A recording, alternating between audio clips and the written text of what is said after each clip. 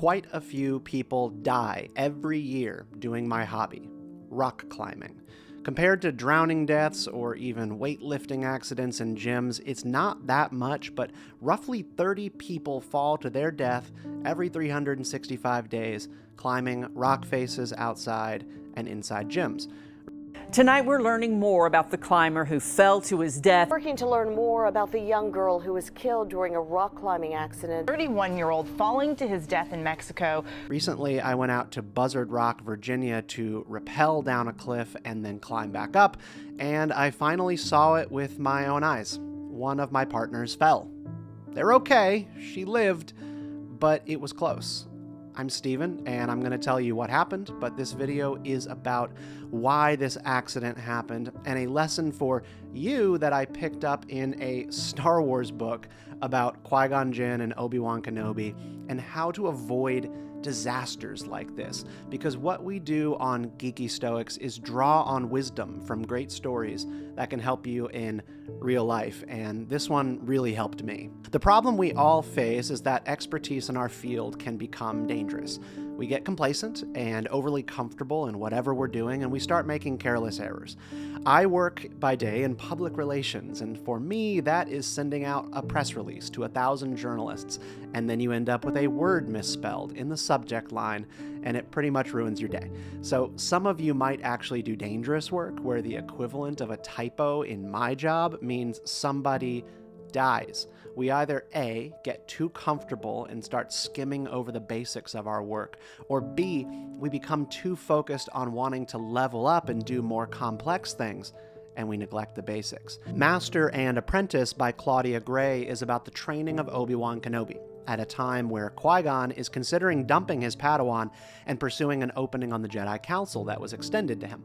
Now, Obi-Wan, throughout this book, very much like with the Jedi Apprentice novels I grew up on in the 90s and 2000s, is very brash and impatient. He wants to learn more complex lightsaber techniques, and it's driving him mad throughout the book that Qui-Gon won't advance him and let him learn more complicated stuff. Qui-Gon keeps forcing him to rehearse the basic cadences of lightsaber combat, and Kenobi finally cracks and he asks, "Why? I suppose you thought I wasn't ready," he says. "That's not why," Qui-Gon interrupts. Many Padawans and full Jedi Knights forget that the most basic technique is the most important technique, the purest. Most apprentices want to rush ahead to styles of fighting that are flashier or more esoteric. Most masters let them, because we must all find our preferred form eventually. But I wanted you to be grounded in your technique. I wanted you to understand the basic cadences so well that they would become instinct, so that you would be almost untouchable. I wanted to give you the training you needed to accomplish anything you set your mind to later on. In rock climbing, there is a lot you need to consider about safety. You need an intact harness system worn properly. There are commands that you need to know, like on belay, belay on, climbing, climb on. There's the helmet that you need to have for falling rocks. There's accounting for how much rope that you have available anytime that you take a fall. But none of this means anything as a climber if you don't tie your damn knots. You need a figure 8 knot in your harness and one other knot on the other end of the rope. Our friend at Buzzard Rock didn't tie it, and we, her partners, we didn't notice. She took off without any spot checks from anybody around her, and it's one of the leading causes of death in climbing. And what I tied for you here is a figure 8 knot that goes onto your harness that you're wearing, and on the other end of the rope is a stopper knot. This very simple knot is all that it takes to stop you from sliding right off the end of that rope if your partner were to drop you or you were to run out of rope when rappelling down a cliff. It's the simplest possible loop-de-loop on a rope that you can do. And when our friend was rappelling down the mountain, she didn't realize that the rock face was 15 feet longer than the rope that she brought with her, and she was about 15 feet short of the ground when the rope ran out. When she reached that point of the rope, well, that was the end. She came right off it and fell 15 feet off the cliff, bounced off a rock, tumbled down the mountain until she hit a tree, which stopped her fall. She's lucky to be alive. Go through the motions.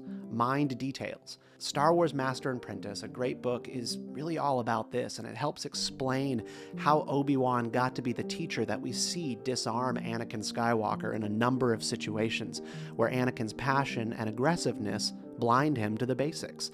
It's over, Anakin! I have the high ground! You underestimate my power! Don't try it! A Jedi in the book named Rael Alvarez, also a former student of Dooku when Dooku was still a Jedi Master, got his apprentice killed during a mission because he cut corners and broke Jedi protocol in the battle. Tragedy is one of the main plot points of the book, and I highly recommend Master and Apprentice to any Star Wars fans. It's one of the better novels that they've put out since 2015. And that's it. The basics are what save your life, and the fundamentals of any practice are what set you free to do great things. And Geeky Stoics is all about that. More adventure, more wonder, more possibility and great things, but always with more responsibility and excellence. So thanks for watching, and hope you'll subscribe to the channel, ring that notification bell, and new videos are usually on Fridays with bonus content over at geekystoics.com. It's totally free. Just punch in your email and you'll be inducted into the community. We can't wait to meet you.